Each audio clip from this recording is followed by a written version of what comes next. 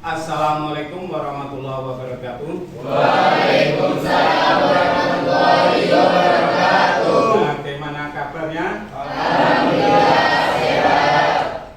Alhamdulillah. Apakah semuanya masuk? Masuk.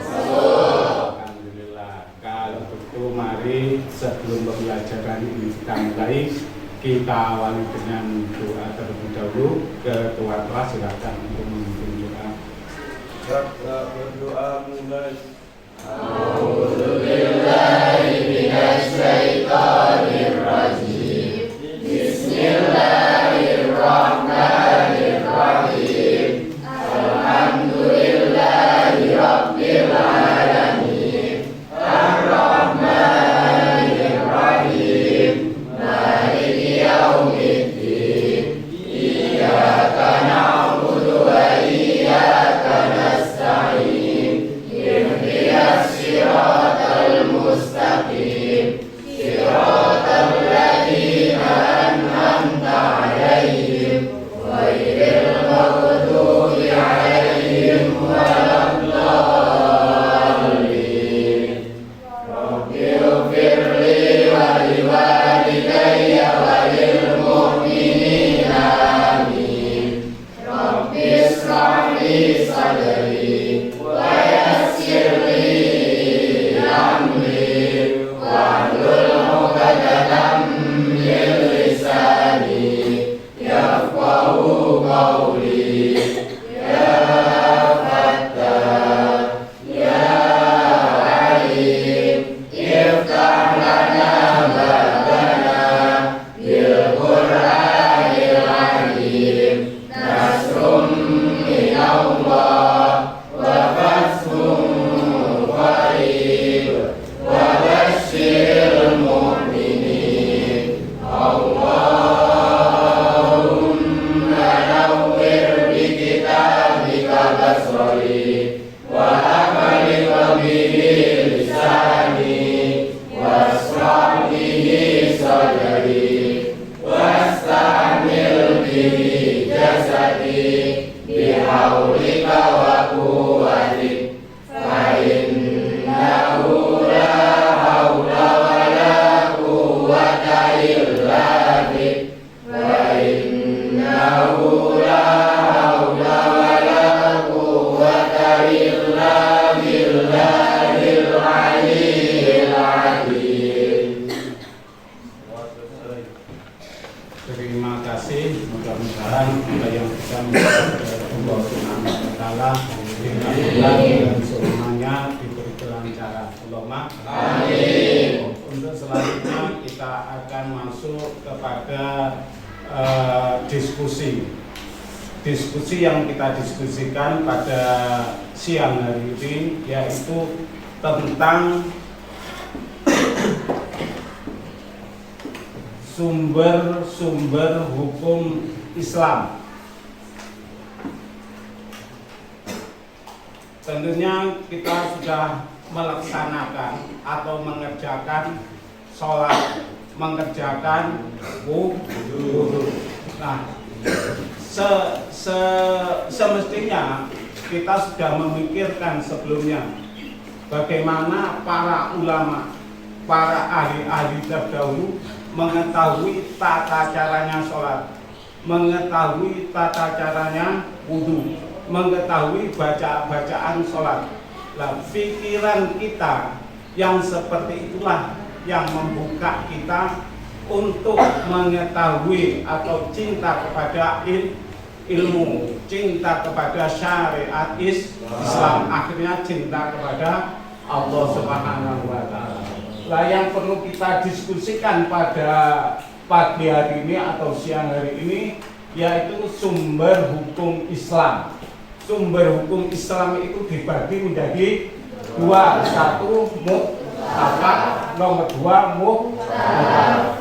Muhtafaq dibagi menjadi empat. Pertama, kedua, ketiga, keempat.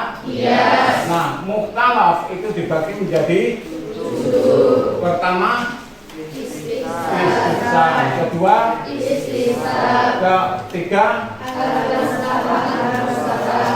keempat, kelima, keenam, yang ketujuh. Tapi yang kita diskusikan pada pagi hari ini yaitu hukum Islam yang mutlak, yaitu Al-Quran, Al-Hadis, Al-Ijma' dan Al-Qiyas. Oleh sebab itu ini kita bagi menjadi 4 kelompok. Sudah siap di kelompoknya masing-masing ya. Kelompok yang pertama di sebelah ini ya, kanan, kedua kelompok sebelah kiri, ketiga ya, yang sini, yang itu keempat. Di kelompok ini nanti masing-masing akan mendiskusikan tentang keempat sumber Islam, sumber hukum Islam yang mutlak. Saya berikan waktu sekitar berapa menit? 10 menit untuk mendiskusikan tentang hukum Islam yang mutlak, yaitu Al-Quran, Al-Hadis, Al-Ijma', Al-Qiyas. Silakan dimulai.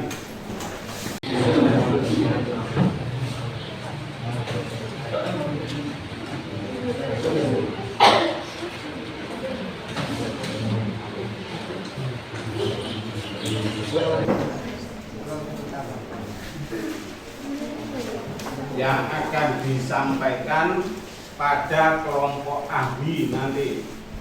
Jadi masing-masing kelompok itu nanti menunjuk anggotanya untuk membahas atau salah satu atau 2 orang untuk mewakili masing-masing yang perlu didiskusikan nanti.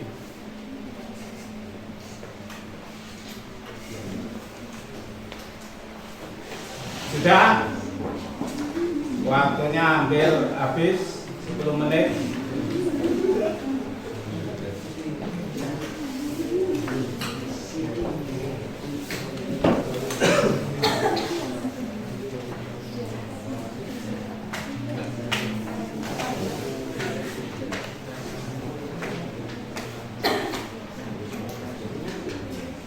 Sudah cukup ya?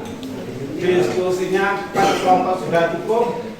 Untuk yang ditunjuk Al-Quran, untuk Al-Quran kumpul dengan Al-Quran, yang ditunjuk hadis kumpul dengan hadis, yang ditunjuk untuk membahas ijma kumpul dengan ijma, yang diutus untuk membahas qiyas kumpul dengan qiyas. Silakan.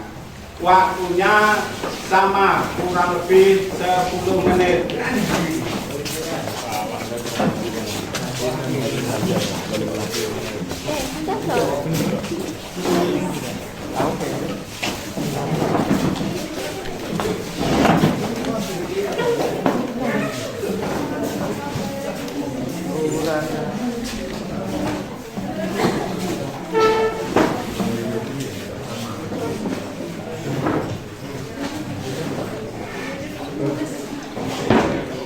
Ini namanya kelompok atau diskusi ahli.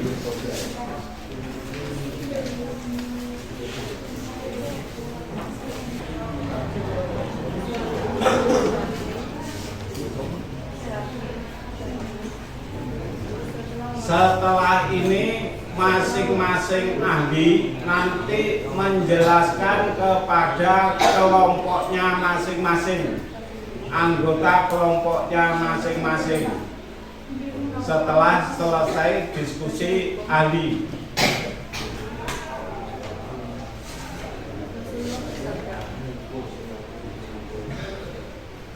Waktunya sudah cukup ya.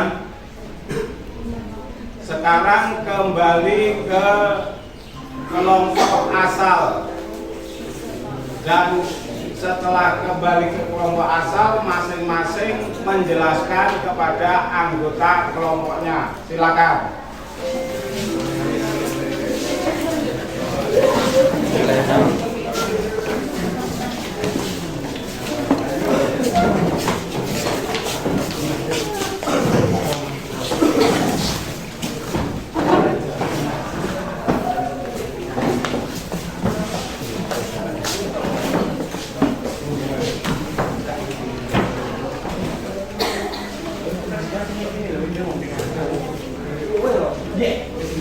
Menjelaskan hasil diskusinya dengan kelompok ahli.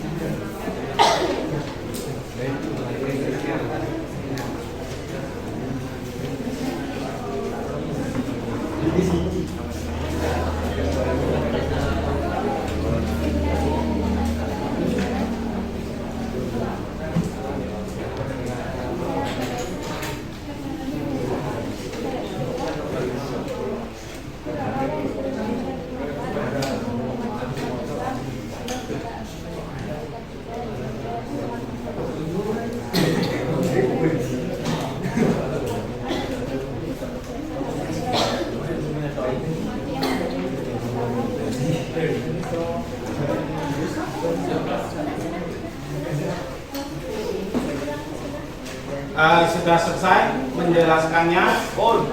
Sekarang masing-masing kelompok perwakilan satu orang untuk mempresentasikan hasil diskusi pada hari ini dengan kelompok ahlinya.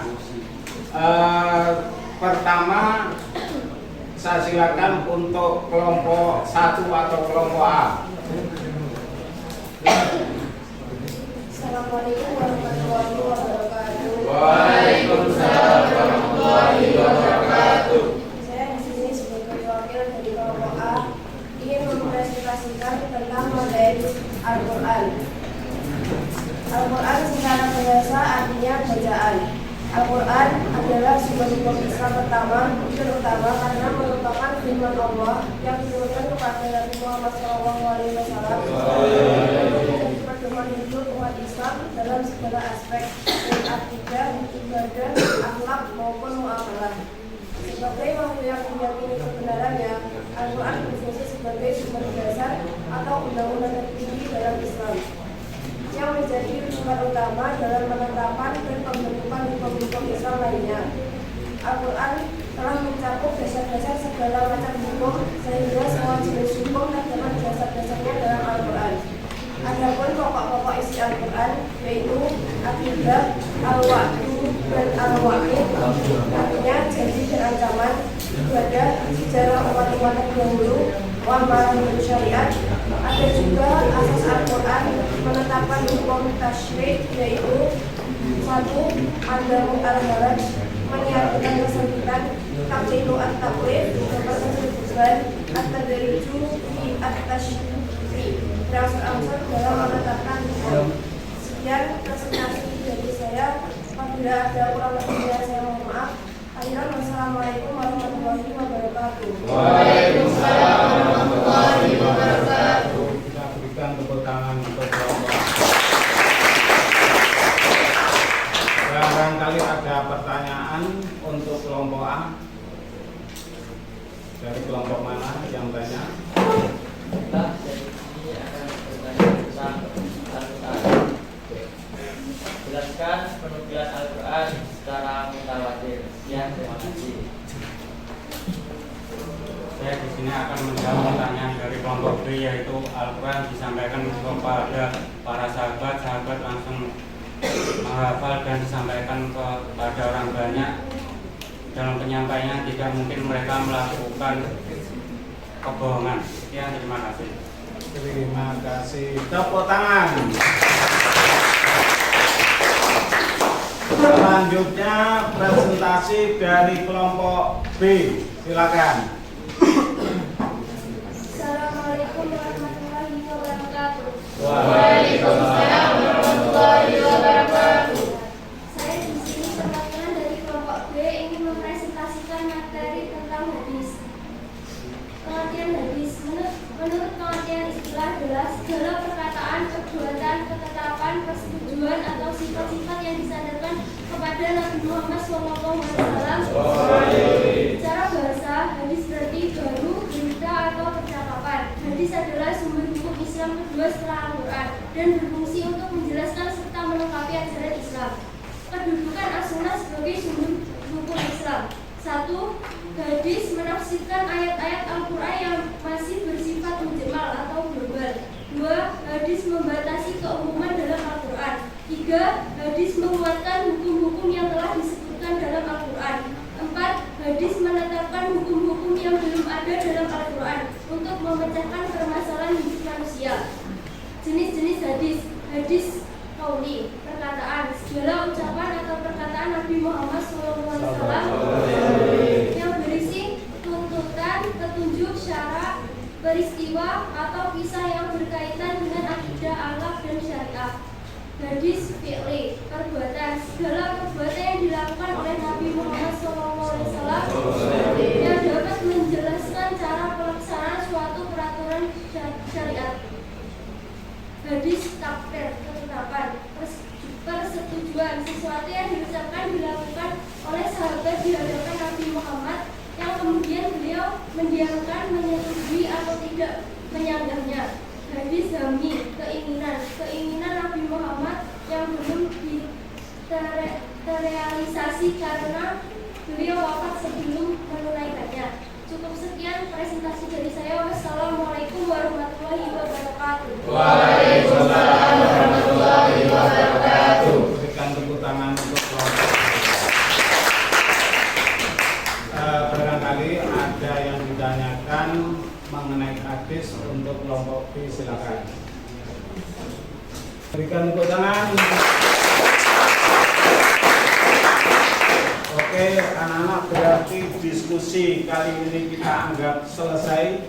Tetapi barangkali sebelum kita tutup ada yang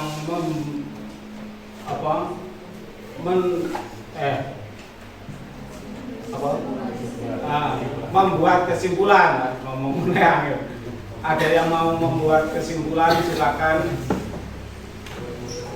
Assalamualaikum warahmatullahi wabarakatuh. Waalaikumsalam warahmatullahi wabarakatuh. Saya di sini akan menyampaikan kesimpulan diskusi kita pada pagi hari ini tentang sumber hukum yang mutlak. Sumber hukum yang pertama yaitu Al-Quran.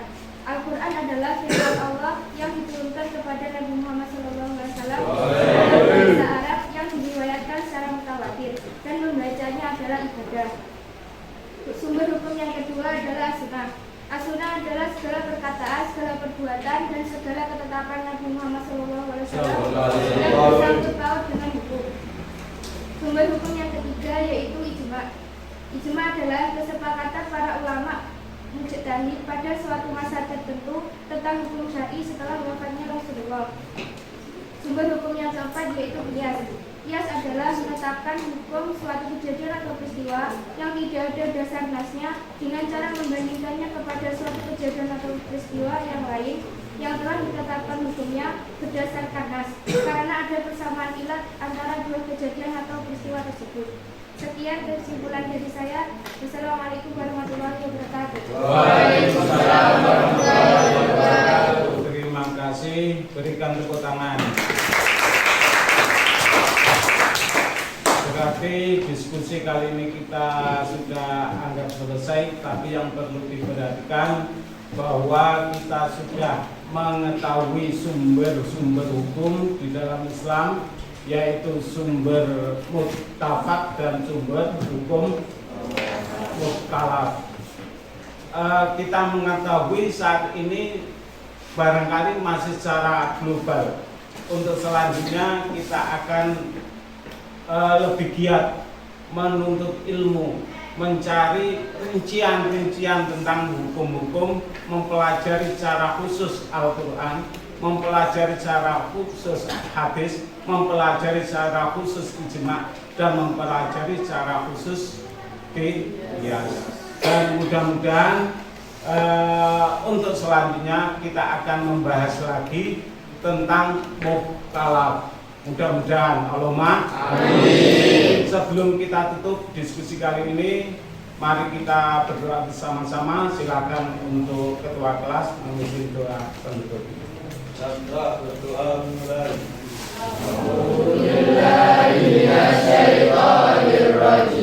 Bismillahirrahmanirrahim. Wal asri innal insana